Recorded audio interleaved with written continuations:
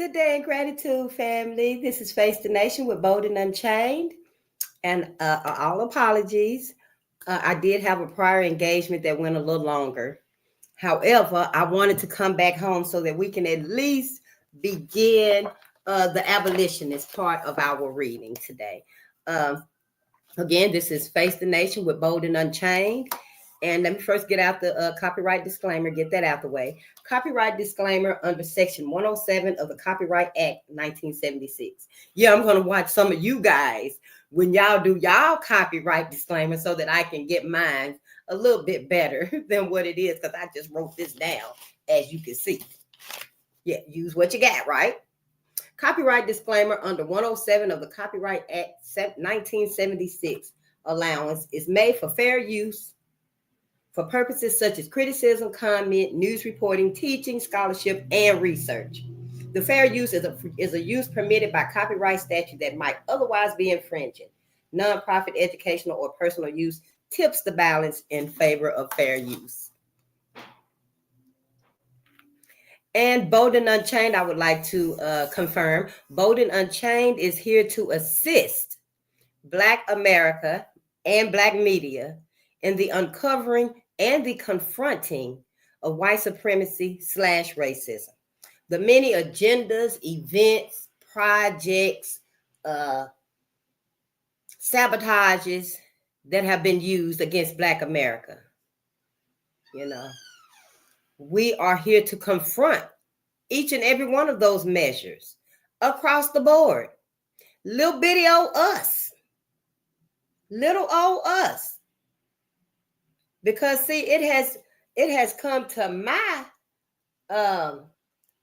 attention that not only our own people, but other people in society who claim to love their fellow man and to want fairness and humanity and love and equal opportunity to all has been a lie.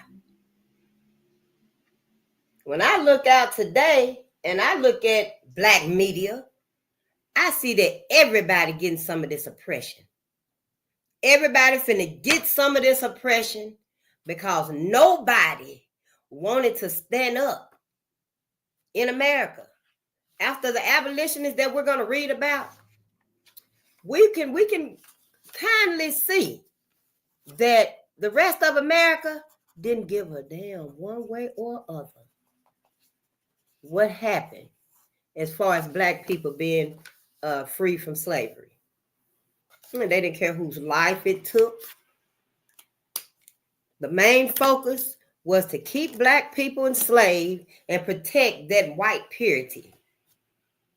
It's a whole scandal. This is a whole scandal, y'all. I promise you. This is what we need to be paying attention to. So since I'm late, and I must go soon, but we're gonna at least start some reading on our abolitionists. Okay, the abolition era. The abolition era began as early as 1785.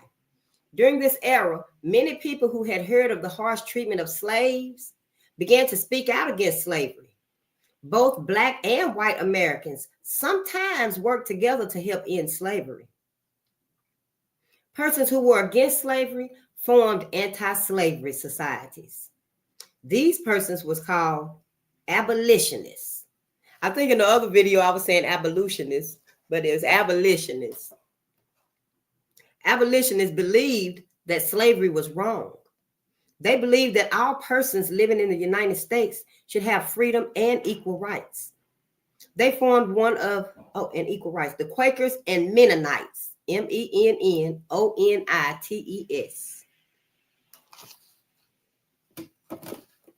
Prosperity. The Quakers and Mennonites were the first religious groups to speak out against slavery. They formed one of the first anti-slavery societies. Many white Americans became abolitionists and spoke out against slavery.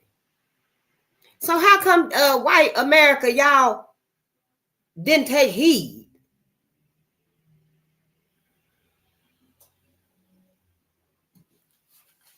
William Lloyd Garrison, a white abolitionist from Newburyport, Massachusetts.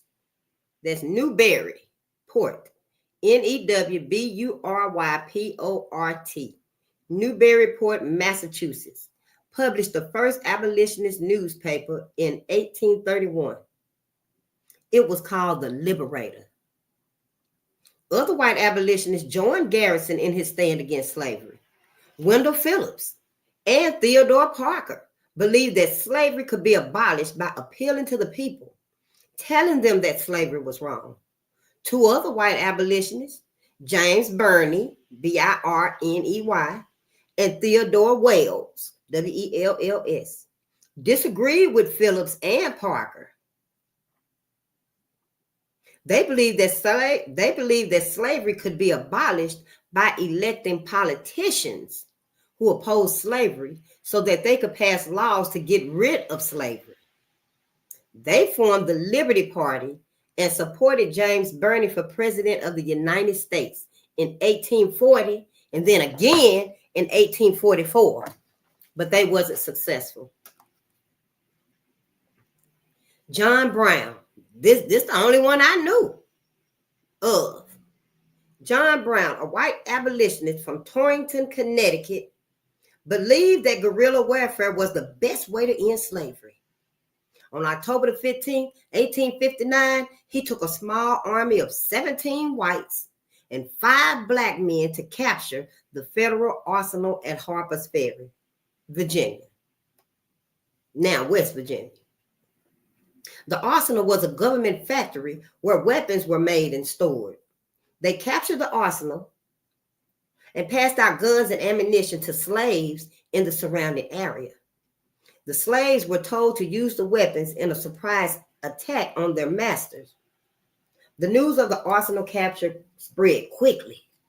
When government officials received the news, the United States Marines, under the leadership of Robert E. Lee, were sent to investigate. 10 of Brown's men, including 2 of his own sons, was captured and killed. John Brown escaped at first, but he was later captured.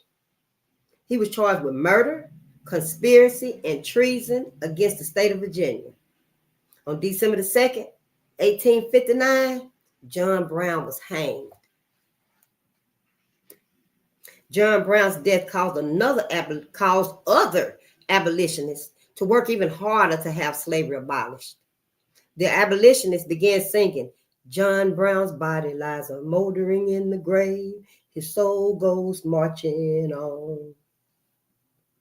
Yeah, that was the song.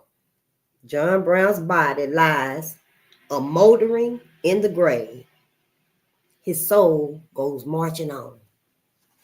The abolitionists felt that even though John Brown was dead, this would not stop them. They would continue to fight to abolish slavery.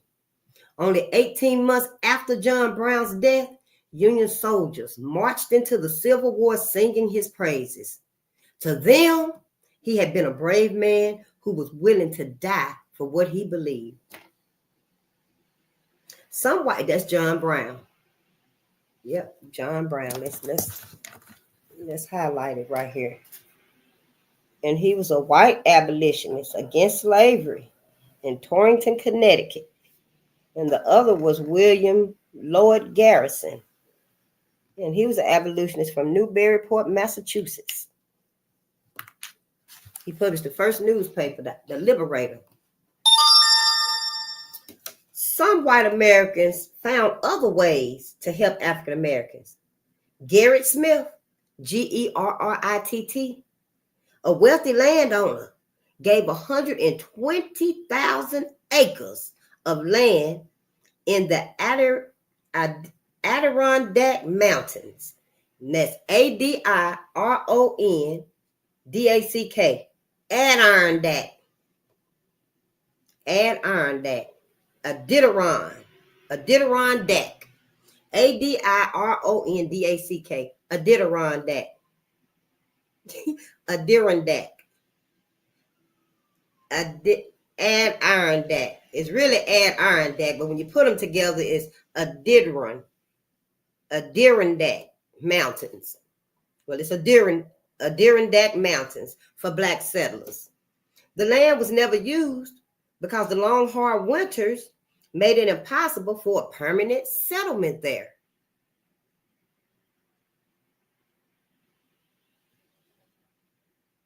What could it have been used for other than settling there? Because of the long, hard winters. But yeah, that wealthy white man, he was a white American, and he gave 120,000 acres of land in the Adirondack Mountains. In 1852, Harriet Beecher Stowe wrote a book called Uncle Tom's Cabin. Her book told of the living conditions and harsh treatment of slaves. It was translated into 36 languages.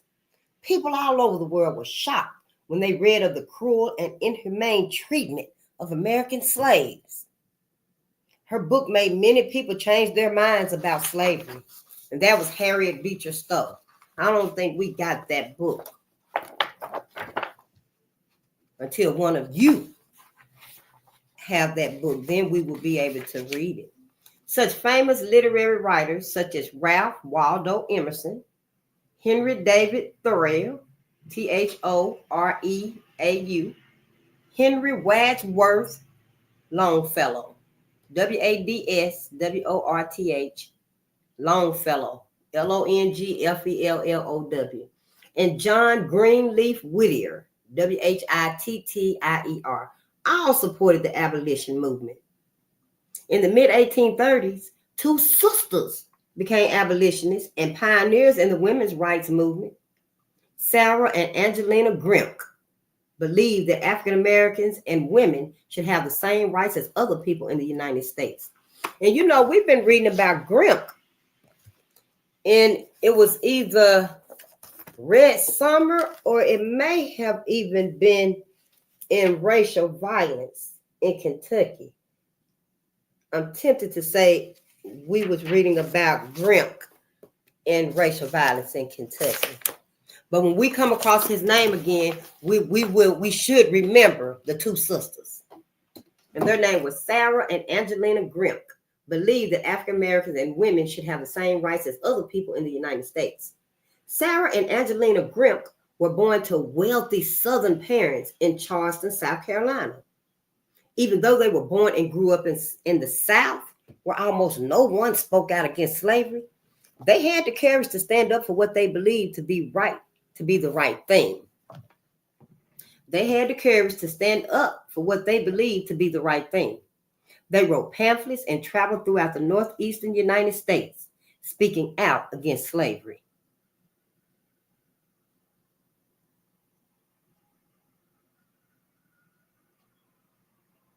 But see, they were born to wealthy Southern parents, so they were able to travel and afford those luxuries of, going to other areas, I'm sure, to deliver the message that slavery was wrong and it must be abolished.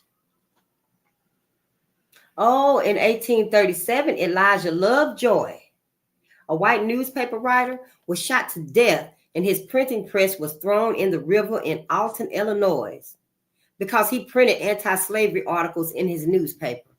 Remember, I was thinking of Elijah Poole. I don't know where that name come from, because I only knew of John Brown and I heard of Elijah Poole. I still don't know who that was, but it could have been Elijah Lovejoy that I was thinking. I don't know. I have no idea. But anyway, he was shot to death, and Elijah Lovejoy, he was shot to death and his printing press was thrown in the river because he published anti-slavery articles. Other white abolitionists included Anthony Benezet, Benezet, Prudence Crandall, Crandall, Thaddeus Stevens, Thaddeus,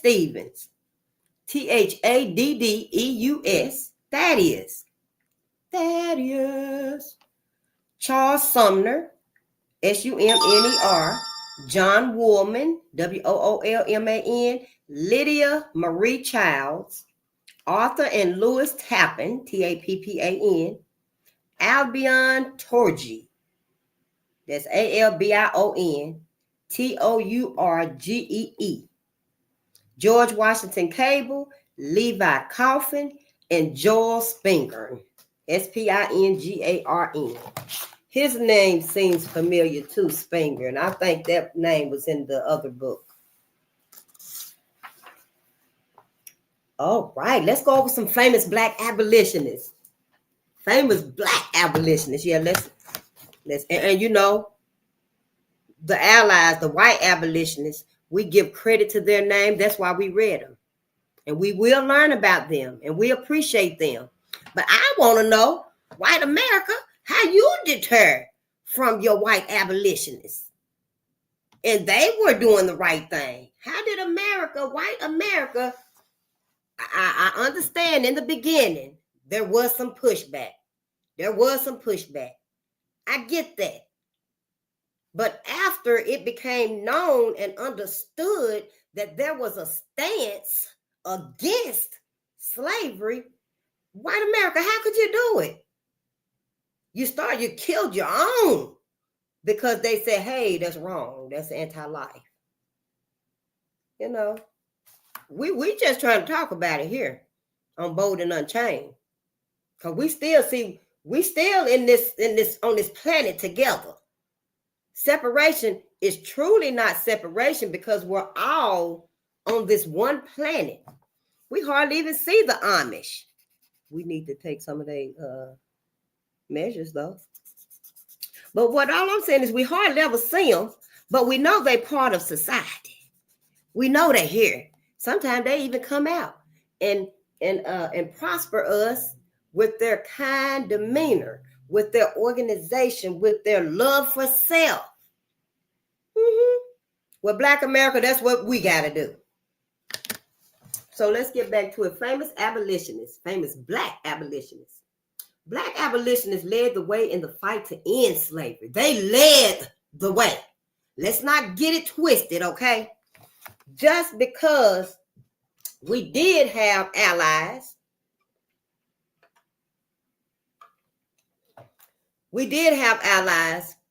that were not Black, that were white people, Quakers. What was the Mennonites?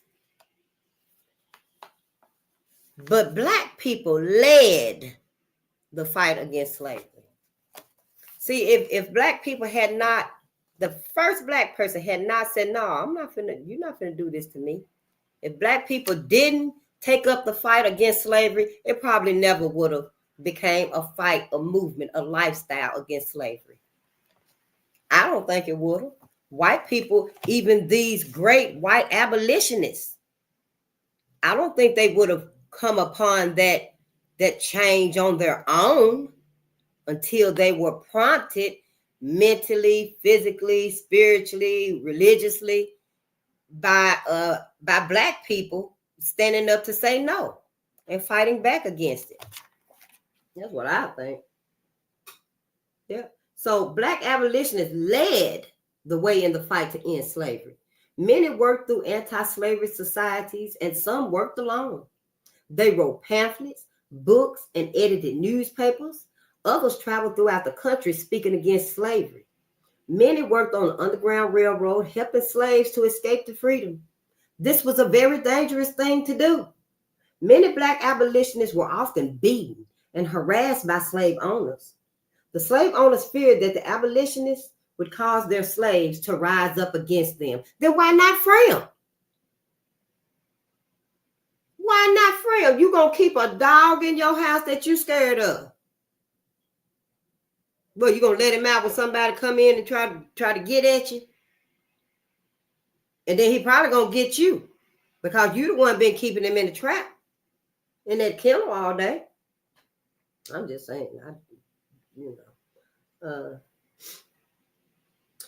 early great Black abolitionist leaders such as David Walker, Harriet Tubman, and Sojourner Truth were willing to give their lives that others might have freedom from slavery. That's us.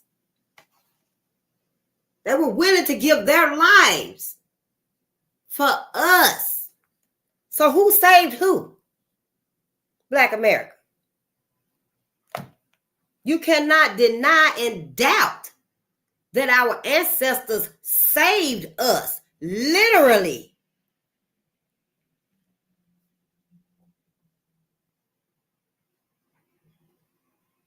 The abolition movement produced many other Black leaders. Let's read them.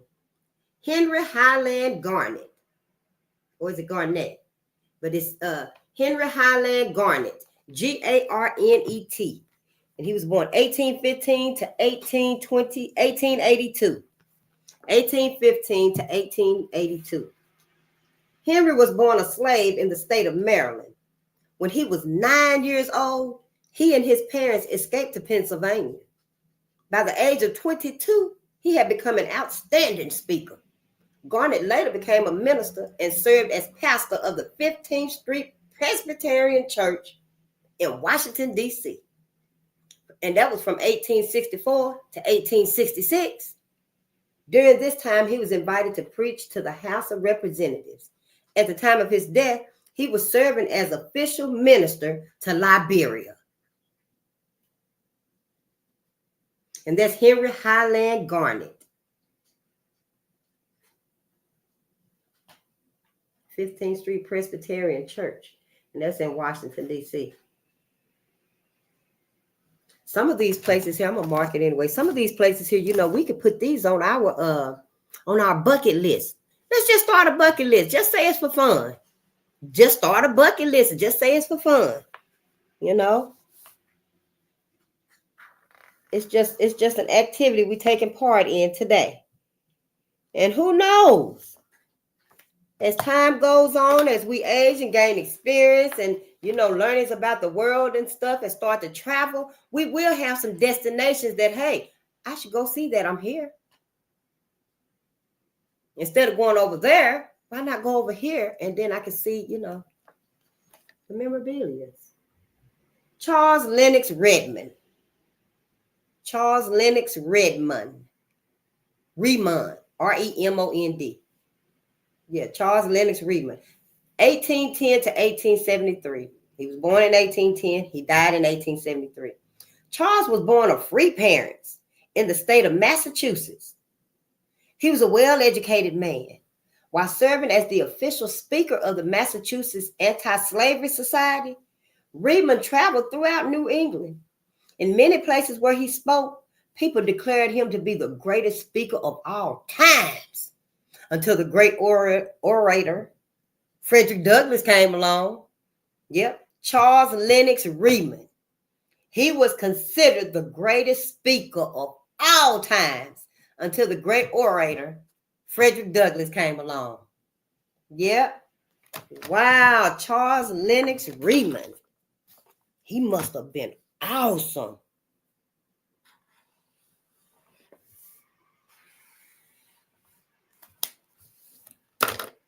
Samuel Cornish, Cornish. And Samuel was born in 1790 and he died in 1859. Samuel was a talented journalist. He was born free in the state of Delaware. He later moved to Philadelphia where he attended school. In 1822, he organized the first Black Presbyterian church. In 1887, he and another great abolitionist, John Russwurm, Russwurm, Russwurm, started the first Black newspaper. It was called Freedom's Journal. Other Black abolitionist leaders, such as James McCune Smith, McCune, Alexander Crummell, Martin Delany, and David Ruggles wrote articles for his newspaper. And they was abolitionist leaders too. I never heard of any of them. Robert Purvis, Purvis. Robert was born in 1810 and he died in 1898. Robert was born in South Carolina. His mother was a wealthy white man. His father was a wealthy white man, and his mother was a mulatto, mixed black and white. Robert Purvis inherited his father's wealth. Even though he appeared white, he thought of himself as being black. He was educated at Amherst. That's Amherst. He was educated at Amherst College in Massachusetts, and then he settled in Pennsylvania. He worked to organize the American Anti-Slavery and the Pennsylvania Anti-Slavery Societies, both of them. He devoted most of his time, talent, and money to the Underground Railroad. From records that he kept from 1831 to 1861, 30 years, he estimated that he sent one slave every day. He estimated that he sent one slave every day on the Underground Railroad. This comes to a total of 9,000 slaves that he helped to freedom in the North. Robert Purvis, for 30 years, from 1831 to 1861, he kept record, and he put at least one person a day on the Underground Railroad. A total of 9,000 slaves he saved. See, he took his finances, he took his money, his wealth from his white, wealthy father.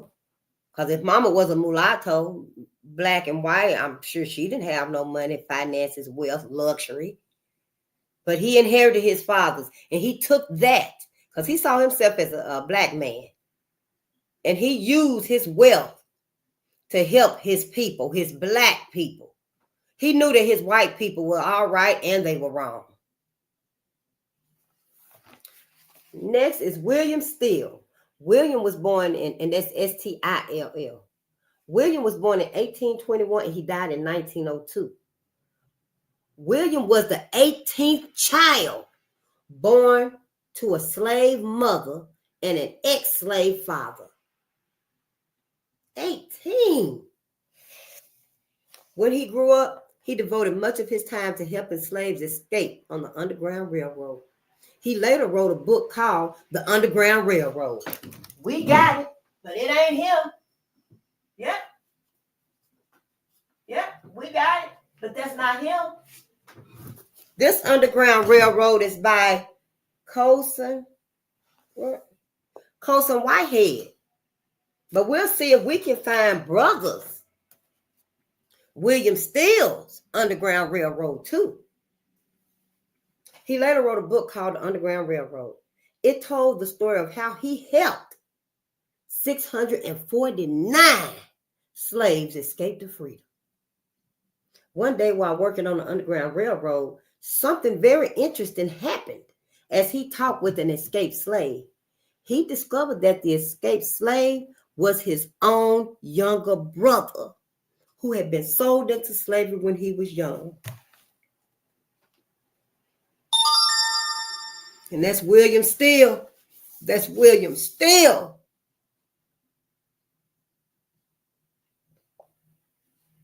William Whipple. You know, we read about Whipple in the other story. William was born in 1805 and he died in 1885. William was a child of a black house servant and her white master. His ass was sleeping, raping his mom. His daddy, the white master, was raping the slave woman. He was reared in his father's household. He developed a theory of nonviolence. He published several pamphlets and articles on the evils of slavery. I'm sure he's seen them. When his father died, he inherited a successful lumber business. He used a portion of his wealth to help escaping slaves on the Underground Railroad. So see, just because this whole system was designed and oiled to be anti-life against black people, a lot of the wealth that the children that were born from rape, a lot of the wealth that they sometimes inherited was used to help and to free, to assist their slave families the slave side of them. They didn't too much identify, in my opinion, from what I'm reading. This and in the past, when I've read books, they didn't too much identify with the white side of them. They knew what it was, and they accepted it, obviously, but their heart and their stance against what was wrong was with the slave family that they were a part of. James W.C. Pennington, Pennington. James was born in 1809 and he died in 1870. James was born a slave in Washington County, Maryland. When he grew up, he trained to be a blacksmith and a brick mason. He could shoe horses and build houses and other structures. When he was older, he ran away from a cruel master to New York. There he acquired his education and became a minister and an outstanding speaker. He was such a great speaker that he was invited to speak before dignitaries in Paris, Brussels, and London. In 1849, he wrote a book called The Fugitive Blacksmith. It told of his life as a slave and how he escaped to freedom in the North. And that's one thing I want to say too, I want to bring up. That Black America, we've never shied away from telling our stories. We never shied away from telling the truth, the good and the bad. And we got to stop doing it now. We must stop. James Forten, Forten. James was born in 1766 and he died in 1842. James was born free in Philadelphia. When he was 14 years old, he joined the Navy and served in the Revolutionary War. 14! While serving in the Navy, he developed a device to handle ship sails. Oh, is that thing you turn and it straightens the sail out, or to flip it this way? He became a businessman who owned a sail loft. He employed both blacks and whites. With his business, he became the wealthiest black man in Philadelphia. And he wasn't prejudiced against white people. He hired white people and black people. Theodore S. Wright, W-R-I-G-H-T. It's spelled the same as Richard Wright, the author. Theodore was born in 1797 and he died in 1847. Theodore was born to free parents in Providence, Rhode Island. He became an outstanding minister of the Presbyterian Church. He served in anti-slavery organizations and was a conductor on the Underground Railroad in New York.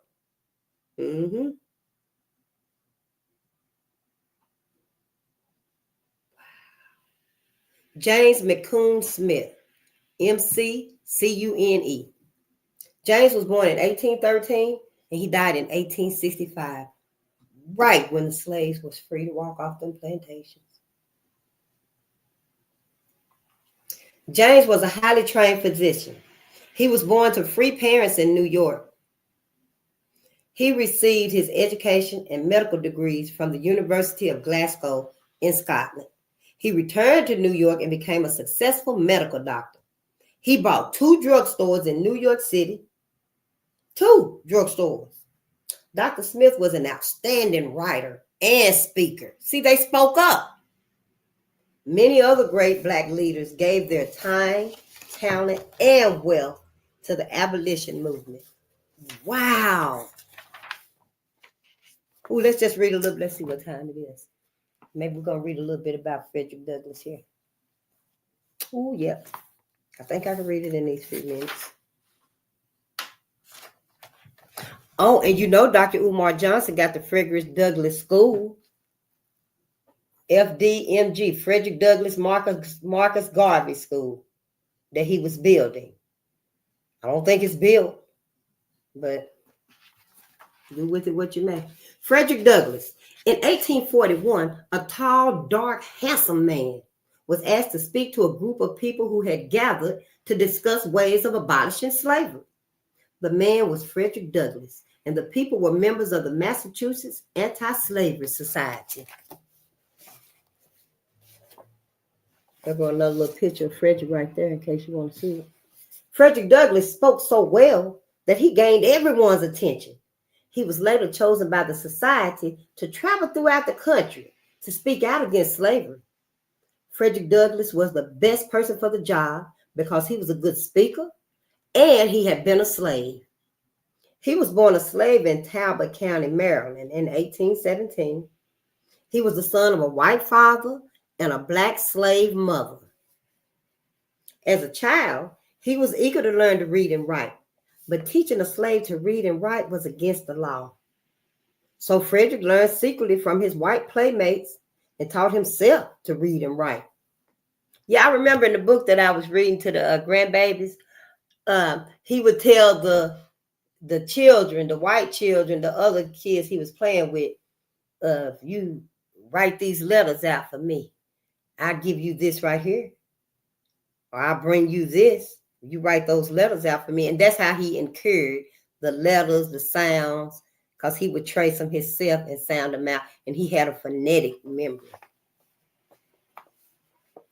Yep. When he grew up, well, Frederick learned secretly from his white playmates and taught himself to read and write. When he grew up, he longed to be free. He noticed that slaves who fought back when they were beaten were not beaten as much as those who did not fight back.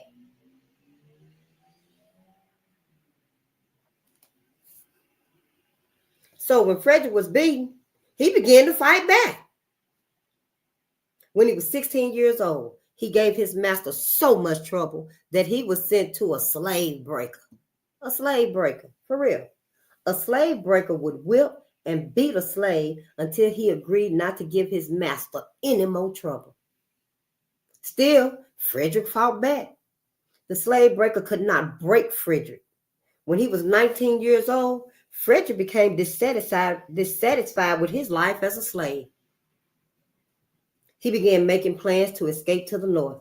At the age of 21, he borrowed the identification papers of a free black man and escaped by train and ferry from Baltimore to New York.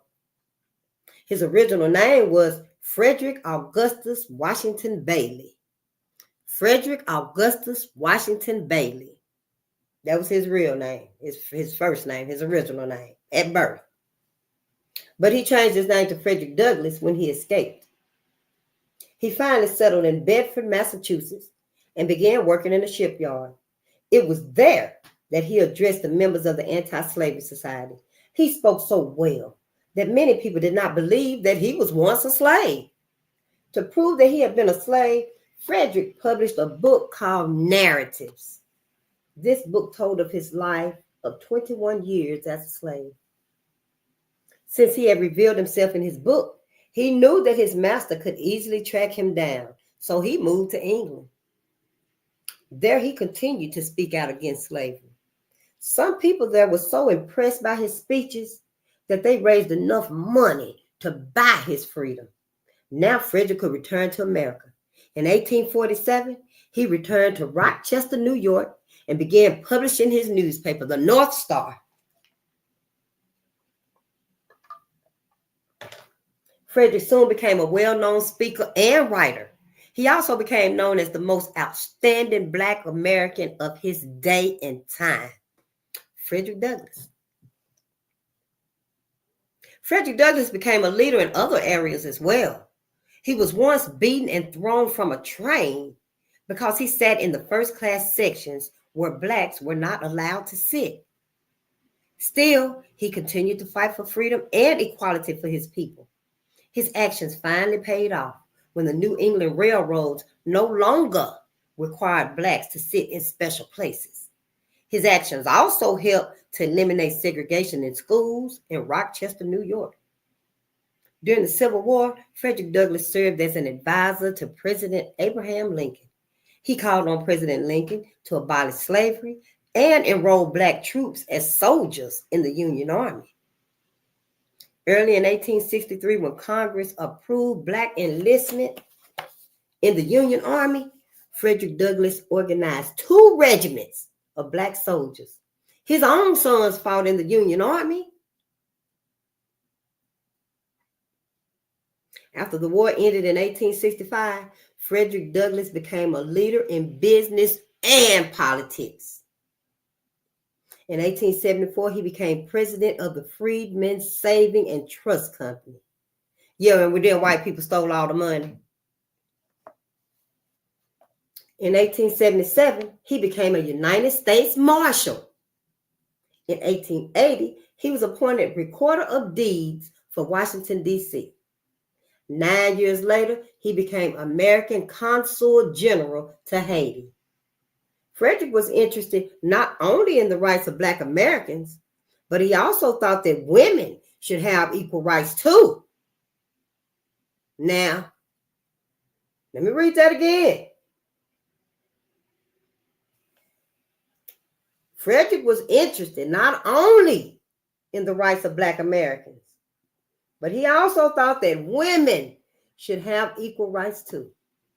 On February 20th, 1895, he attended a women's rights meeting.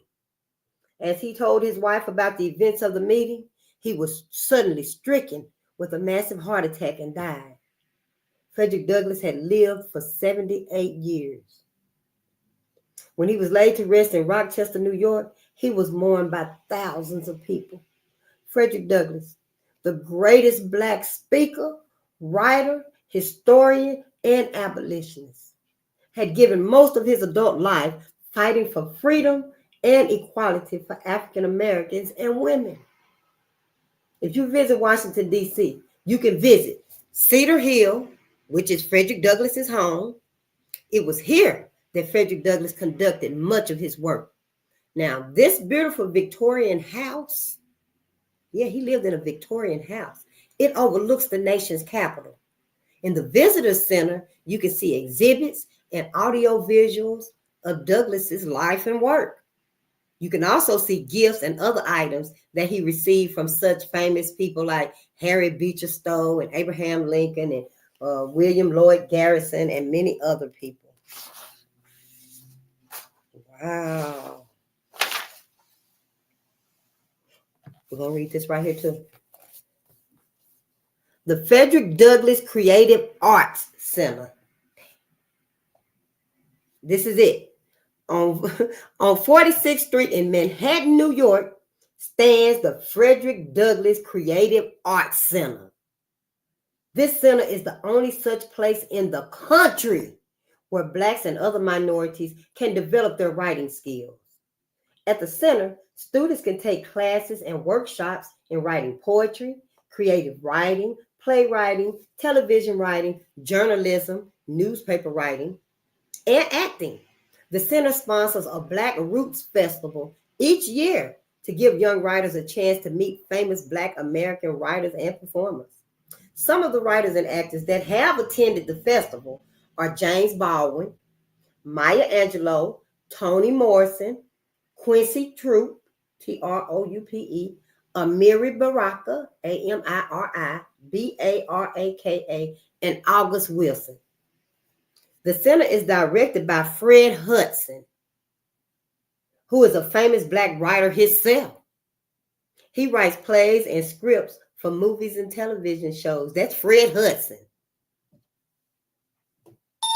So when we be looking at movies and stuff like that, let's see if we see Fred's name, Fred Hudson. When the center opened in 1971, the year before I was born, it had only 8 students. Today, though, when this was published, the center has over 200 students a year. Students come from New York, Connecticut, New Jersey, and other states to attend classes at the center. Many of these students earn awards and recognition for their work on major television networks in Hollywood studios and Broadway. The Frederick Douglass Creative Arts Center has won many trophies and recognitions for helping Black Americans and other minority writers and actors Banks and large corporations donate money to operate the center. They just give money to keep it running, operating. In 1990, the center celebrated its 19th anniversary for helping Blacks and other minorities become better writers and performers. The Frederick Douglass Creative Arts Center continues to live up to its namesake, Frederick Douglass, the famous Black speaker, writer, abolitionist, and statesman. Frederick Douglass. Ooh, this is going to be awesome. Maybe when I come home tonight, we might read some more of this right here. Time will tell. Yes, because see, the more that we read and learn, the more that we read and learn about ourselves and our people and the obstacles, the many, many deadly obstacles that we survived and how we persevered and overcame, the light grows, the love grows, it's all of these people we will remember. Well, peace and power to the people. Have a wonderful day.